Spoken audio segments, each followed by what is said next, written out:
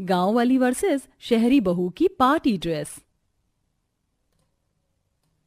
हे भगवान, ये गर्मी क्या कह रही है, कितनी ज्यादा तेज गर्मी हो गई है एकदम से ही। गुड मॉर्निंग माँ जी। गुड मॉर्निंग माँ जी, मैंने शौर्य और राघव जी दोनों के लिए टिफिन बना दिए हैं। अब आप कहो तो सभी का नाश्ता भी बना दूं क्या?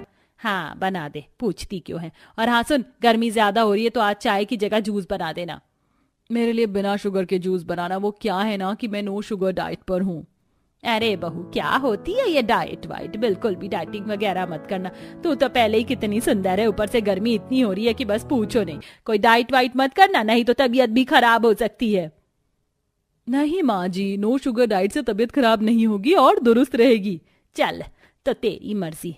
सुन लिया ना तूने शालिनी, जाप जाकर सभी के लिए नाश्ता बना दे। और हाँ, पराठों पर जरा लिमिट में घी लगाना, अपने गांव की तरह घी में डूबे हुए पराठे हम सबके आगे ना रख देना। गंगा की बात सुनकर शालिनी सभी के लिए नाश्ता बनाने को चली गई। माँ जी को मेरी फिक्र जरा सी भी क्यों नहीं है? बस इसलिए क्योंकि मैं गांव से आई हूँ। गांव से होना क्या कोई गुनाह है? शालिनी ऐसे ही खुद से ही बातें कर अपने दिल को हल्का करने लगी। शालिनी गंगा की बड़ी बहू थी, जिसको उसका बेटा गांव से शादी करके लाया था। शालिनी की एक देवरानी भी थी, जो कि शहर से ही आई हुई थी, और इसी वजह से गंगा शालिनी को कम और पूजा को ज्यादा महत्व देती थी। शालिनी भाभी, मेरा नाश्ता आप मेरे कमरे में ही ले आना। वो क्या है ना, मुझे कुछ काम है तो मैं नीचे सबके साथ नाश्ता नहीं कर पाऊंगी। ठीक है। पूजा के बोलने पर शालिनी नाश्ता बनाकर पूजा के कमरे में लेकर जाने लगी। पहले उसने नीचे सबको नाश्ता दिया और फिर वो पूजा के कमरे में पहुंची, जहां पूजा अपनी डिजाइनर ड्रेसेस को निकालकर उन्हें चेक कर रही थी। आ गई आप, यहीं रख दीजिए। भगवान, कितना बड़ा कमरा है, साथ ही एसी भी लगा हुआ है। क्या बात है, मेरा कमरा तो इससे आधा ही है और साथ ही ना कोई एसी है ना ही कूलर। ओ हेलो, कहाँ खो गई? नाश्ता दो और जाओ। हाँ हाँ हाँ, ये लो। शालिनी पूजा का कमरा जब भी देखती थी तो वो ऐसे ही हैरान हो जाती थी, क्योंकि उसके हिस्से में घर का बस एक छोटा सा कमरा ही था। ऐसे ही सिलसिला जारी था। पूजा अपने बड़े कमरे में ऐश से रहती थी, वहीं दूसरी तरफ शालिनी अपने छोटे से कमरे में गुजारा करती थी। शालिनी को सिलाई करने का शौक था, वो अपने खाली वक्त में सिलाई किया करती थी और आज भी वो कुछ सिल ही रही थी। बस ये एक सिलाई और निकल जाए तो मेरा साड़ी का ब्लाउज पूरा हो जाएगा। भगवान, मैंने जैसा फोटो में देखा था मेरा ब्लाउज और साड़ी दोनों मैंने वैसे ही सिल डाले। अब जब मैं इसे पहनूंगी तो मुझे यकीन है कि माँ जी मेरी तारीफ जरूर करेंगी। शालिनी ऐसे ही खुश होने लगी। आखिरी सिलाई करने के बाद उसने अपने हाथों से बनाई हुई अपनी डिजाइनर साड़ी को पहना और आईने में खुद को देखा। अरे वाह, ये तो उस मॉडल से भी ज्यादा मेरे ऊपर सुंदर लग रही है। माँ जी को दिखाकर आती हूँ। शालिनी खुशी खुशी अपनी ड्रेस को दिखाने के लिए कमरे से निकल आई कि तभी अपने कमरे से नई ड्रेस पहने पूजा भी निकली। अरे शालिनी, मैं कह रही थी कि आज इसने सस्ते से कपड़े में से ये इतनी सुंदर साड़ी बना ली। क्या बात है? माँ जी देखिए, यही वो ड्रेस है जो मैंने ऑनलाइन मंगवाई थी। बताइए कैसी लग रही है? बहुत सुंदर है बहू, इसका कपड़ा भी बिल्कुल मक्खन की तरह मुलायम है। सच में बहुत ही प्यारी है। वो तो है, इसका कपड़ा बहुत ज्यादा कंफर्टेबल है। माँ जी, मेरी साड़ी कैसी लग रही है? तेरी साड़ी ठीक ठाक है, ऐसे क्यों पूछ रही है? गंगा को शालिनी की साड़ी भी पसंद आई थी, लेकिन उसने उसकी तारीफ नहीं की। लेकिन शालिनी ने इस सब पर भी अपना दिल छोटा नहीं किया। ऐसे ही आज के दिन गंगा की दोनों बहुएं उसके साथ बाजार आई हुई थी, जहां माँ जी देखो ना, कितना सुंदर सुंदर कपड़ा बिक रहा है। चलिए यही खरीद लेते हैं। गर्मी भी है तो इसमें से डेली के 2-4 ठंडे ठंडे से सूट बन जाएंगे। मैं आपके लिए बना दूंगी। तो उसे लेगी? कपड़ा पैसे का आता है, बिगाड़ मत देना। मेरे ऊपर यकीन रखिए माँ जी, मैं आपका कपड़ा खराब नहीं करूंगी। शालिनी ने ऐसे बोलकर बात को खत्म कर दिया। तीनों सास बहू कच्चे कपड़े की दुकान में चली गई, जहां वाह, कितने अच्छे अच्छे प्रिंट हैं। इस वाले में से तो अनारकली अच्छी लगेगी और ये वाला मैं माँ जी का सूट बनाने को ले लेती हूँ। पूजा बहू, तू भी अपने लिए कुछ ले ले। सस्ते सस्ते से कपड़े हैं, गर्मी के सूट बना लेना। माँ जी आप तो जानती है कि मुझे ऐसे सस्ते सस्ते कपड़े खरीदना जरा भी पसंद नहीं है, और ऊपर से ये मेरी क्लास से भी मैच नहीं करता। मैं तो किसी अच्छे शोरूम या फिर ऑनलाइन ही कोई अच्छी सी ड्रेस देखकर खरीदूंगी। पूजा की बात सुनकर गंगा बस चुप सी रह गई। 300 से 400 तक के कपड़े खरीदने के बाद गंगा शालिनी को कपड़े की दुकान से ले आई, जिसके बाद वो तीनों एक शोरूम में गईं। एक्सीलेंट, ये है ना मेरे टेस्ट की ड्रेस। माँ जी मुझे ये ड्रेस चाहिए।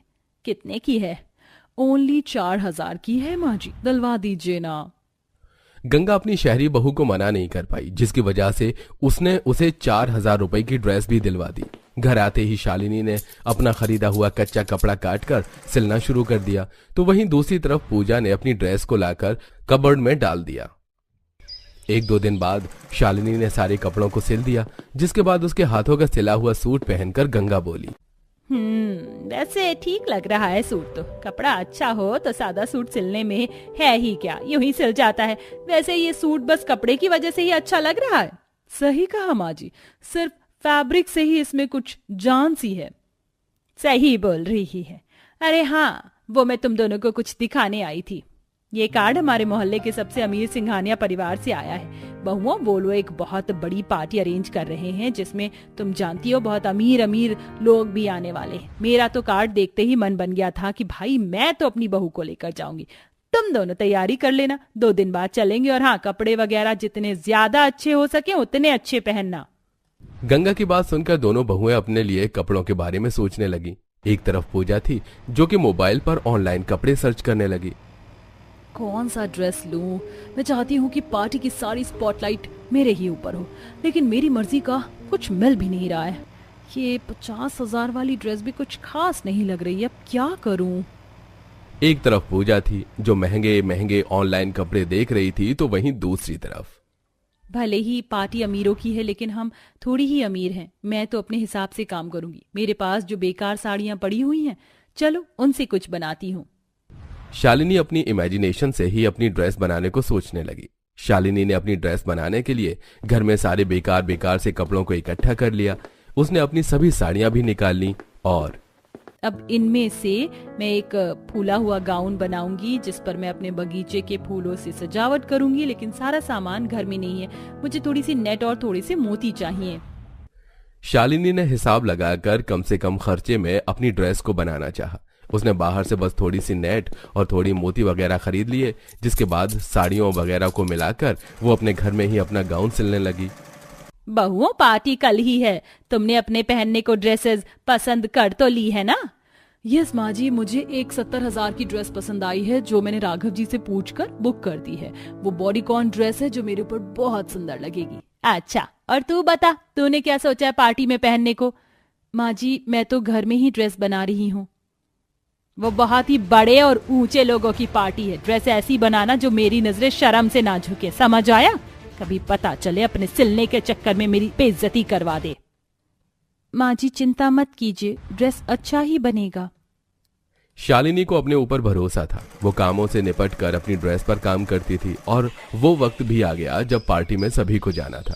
पूजा ने अपनी 70,000 की ड्रेस पहनी, वहीं शालिनी ने अपने घर में बनाई हुई ड्रेस पहनी, जिस पर उसने असली फूलों और पत्तियों से सजावट भी की थी। और दोनों ही अपने अपने कमरों से निकल आईं, जहां ये ड्रेस तूने खुद बनाई है? भगवान, कोई जवाब ही नहीं है इसका तो। कितनी सुंदर लग रही है। आपको अच्छी लगी माँ जी? चलिए अब पार्टी में चलते हैं।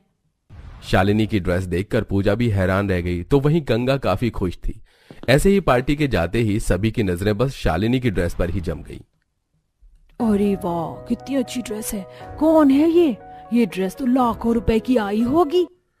सभी लोग गांव के शालिनी की ड्रेस देखकर उसके दीवाने हो गए थे। बस फिर क्या था, आज के दिन अपनी कला से शालिनी ने लोगों के साथ अपनी सास का भी दिल जीत लिया। अब शालिनी के पास ऑर्डर पर कपड़े बनने को आते थे और गंगा भी शालिनी को पूरा सपोर्ट देती थी।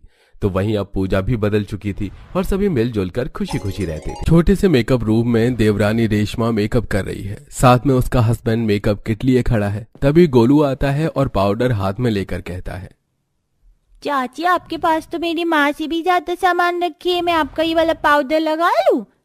इसे लगाने से मैं भी गोरा हो जाऊंगा। चुपचाप से मेरा सामान यहाँ रखो और भागो यहाँ से। और तुम देख क्या रहे हो? ये छोटा सा रूम, इसे तुम मेकअप रूम बोलते हो? यहाँ तो मेरा सामान रखने की भी जगह नहीं है। मैंने अपना सारा सामान उस कार्टन में रखा है। ऊपर से ये बदमाश आकर मेरे सामानों को हाथ लगाता रहता है। आखिर कब बनवाओगी मेरे लिए बड़ा मेकअप रूम जैसे मेरे मायके में था? अरे थोड़ा शोर मचाना कम करो, अगर घर वालों ने सुन लिया तो क्या सोचेंगे? भाभी भी तो पिछले 10 सालों में इसी अपने छोटे से मेकअप रूम में एडजस्टमेंट कर रही है ना।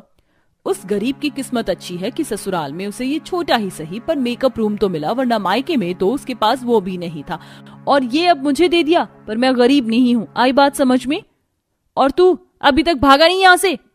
नाराज रेशमा बेचारे गोलू को एक थप्पड़ लगाकर अपने मेकअप रूम से बाहर कर देती है। ये देख पूरा परिवार जमा हो जाता है। रेशमा, ये क्या बदतमीजी है? तुम्हारी हिम्मत कैसे हुई मेरे बेटे को मारने की? आपके बेटे ने मेरी नाक में दम कर दिया है। एक तो मेरा इतना छोटा सा मेकअप रूम है, उसमें मेरा दम घुटता है और ये आकर मुझे और परेशान करता है। अब मैं उस छोटे से मेकअप रूम में और तैयार नहीं हो सकती, मुझे वो गेस्ट रूम चाहिए। उसे मेकअप रूम बनाओ मेरा, नहीं तो मैं मायके चली। माँ, रेशमा सही कह रही है, इतना छोटा सा मेकअप रूम है, उसे स्टोर रूम बना दो।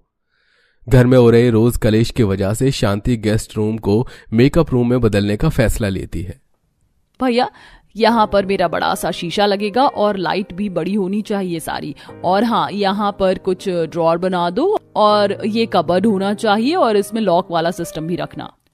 रेशमा, तुम तो बहुत अच्छे से इस मेकअप रूम को तैयार करवा रही हो और तुम्हारा ये मेकअप रूम तो बहुत ज्यादा बड़ा है।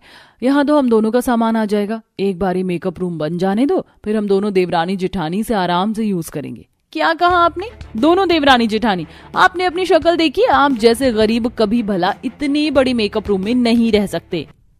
मेकअप रूम तैयार होने से पहले ही कविता रेशमा को अपने मेकअप रूम में आने से मना कर देती है और ये बात रेशमा को बहुत बुरी लगती है, जिसके बाद वो उसी अपने छोटे से मेकअप रूम में जाती है जो रेशमा को दिया गया था।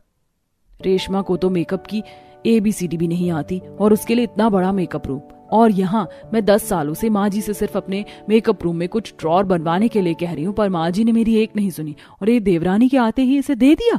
और जब उसके लिए बड़ा मेकअप रूम बन रहा है तो मुझे ये दोबारा दे दिया, पर ये बहुत छोटा है। इस वजह से मुझे आज अपना आधे से ज्यादा मेकअप का सामान, मशीन अपने कमरे में और नंद जी के कमरे में रखना पड़ा है।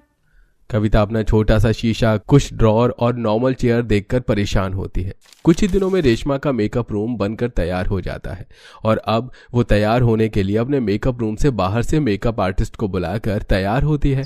ऐसे ही एक दिन, अरे आ गई आप?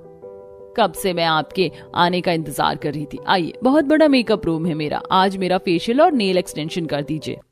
रेशमा, ये काम तो मुझे भी आता है, क्यों फिजूल के पैसे खर्च कर रही हो? माना कि तुम अमीर हो और कुछ पैसे बचाना भी तो सीखो। रहने दीजिए जेठानी जी, बहुत अच्छे से जानती हूँ मैं आपको। आप मेरे बड़े से मेकअप रूम में आने का बस मौका ढूंढती हैं। रेशमा की ऐसी बातें सुनकर कविता अपने कमरे में जाती है जहां पूजा आती है और अपनी भाभी से बोलती है।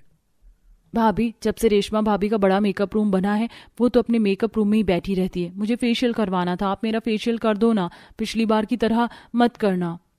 पूजा, एक बार मेरा मेकअप रूम देखा है? ये कितना छोटा है, सही से 2 इंसान खड़े भी नहीं हो पाते और शीशा भी इतना छोटा है, लाइट भी नहीं लगी। ऊपर से फेशियल करने के लिए जब मैं चेयर घुमाती हूँ तो मुझे चोट लग जाती है। एक काम करो, मैं तुम्हारे कमरे में ही तुम्हारा फेशियल कर देती हूँ, यहाँ से ज्यादा रोशनी तो तुम्हारे कमरे में है। अब कविता अपनी नंद को फेशियल उसके कमरे में जाकर करती है। इसी तरह कुछ दिन बीत जाते हैं और एक दिन शांति के कुछ मेहमान आते हैं और घर में कमरा न होने की वजह से शांति रेशमा से कहती है, बहू, तेरे कहने पर मैंने गेस्ट रूम को तेरा बड़ा मेकअप रूम बना दिया। अब तू बता, मैं अपने मेहमानों को कहाँ रखूं? माफ करना माँ जी, उस वक्त मैंने कहा होगा, पर आप खुद सोचिए ना, अगर मैं अपना कमरा आपके मेहमानों को दे दूंगी तो क्या मैं अपने मेकअप रूम में सोने के लिए जाऊंगी? तो भाभी, आपका मेकअप रूम बहुत बड़ा है, हम वहीं 2 गद्दे लगवा देते हैं।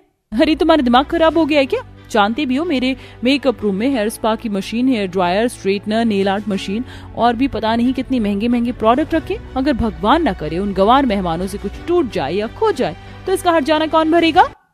रहने दीजिए माँ जी, रेशमा अपने आगे किसी की नहीं चलने देगी। पैसे का गुरूर जो है इसको। आप मेहमानों को मेरे कमरे में भेज दीजिए। एक रात की तो बस बात है, मैं गोलू को लेकर नंद जी के कमरे में चली जाऊंगी। वैसे भी विवेक जी काम के सिलसिले में कुछ दिनों के लिए बाहर गए हुए हैं। उस दिन भी कविता अपनी सास की परेशानियों को समझती है। इसी तरह कुछ दिन और बीत जाते हैं और एक दिन मेकअप रूम खुला देख गोलू रेशमा के बड़े मेकअप रूम में चला जाता है और मेकअप ब्रश लेकर दीवार पर पेंटिंग बनाने लगता है। चाची को अपना मेकअप रूम बहुत पसंद है और ये बहुत सुंदर भी है, आज इसकी दीवार पर पेंटिंग कर लेता हूँ। बदतमीज, ये क्या किया तूने? मेरा पूरा मेकअप रूम खराब कर दिया। बहुत बदमाश हो गया है तू। रुक, अभी तेरे हाथ पैर तोड़ती हूँ मैं। इतना बोलकर रेशमा गोलू को मारने लगती है। जहां कविता अपने छोटे से मेकअप रूम में किसी लड़की की आईब्रो बना रही होती है तो अपने बेटे की रोने की आवाज सुनकर वो रेशमा के मेकअप रूम में जाती है और उसके मेकअप रूम की दीवारें देखकर हैरान रह जाती है। देख रही हैं दीदी, आपकी तरह आपका बच्चा भी गंवार है एक नंबर का। क्या हाल किया इसने मेरे इतने बड़े मेकअप रूम का। वो सब तो ठीक है रेशमा, पर तुम्हें गोलू को ऐसे नहीं मारना चाहिए था। वो अभी बच्चा है। अगर इस बच्चे को आज नहीं मारती ना तो आज उसने दीवार खराब करी है, कल को ये मेरा पूरा मेकअप रूम खराब कर देता। लाखों रुपए लगाए हैं मैंने इस मेकअप रूम में। इसकी माँ की तरह नहीं जो 10,000 में छोटा सा मेकअप रूम बनाकर बैठ गई और आज पड़ोस के लोगों का मेकअप करके दिन के 100 रुपए कमा रही हैं। बस बहुत हो गया रेशमा, मैं अपने दम पर कुछ पैसे कमा पाती हूँ, तुम्हें तो कुछ आता भी नहीं है। और बाहर की आर्टिस्ट को बुलाकर अपने बड़े से मेकअप रूम में तैयार होती हो। और गोलू तू खबरदार, अगर अब से इस मेकअप रूम में तूने कदम भी रखा। मेकअप रूम को लेकर दोनों देवरानी जेठानी में तकरार हो जाती है। इसी तरह कुछ दिन बीत जाते हैं और वो दोनों एक दूसरे से बात करनी बंद कर देती हैं। ऐसे ही एक दिन, बहू रात को हमें पार्टी में जाना है तो तुम सब टाइम पर अच्छे से तैयार हो जाना। रेशमा भाभी, जब से आपका मेकअप रूम बना है आप इसी में तैयार होती हो, एक दिन मुझे भी इसमें तैयार होने दो ना। मेरा मन होगा तो करवा दूंगी तुम्हें भी तैयार, वरना तुम्हारी प्यारी बड़ी भाभी तो है और उनका छोटा सा मेकअप रूम, उसमें ही हो जाना तैयार। घमंड में चोर रेशमा इतना बोलकर वहां से चली जाती है और शाम को पार्लर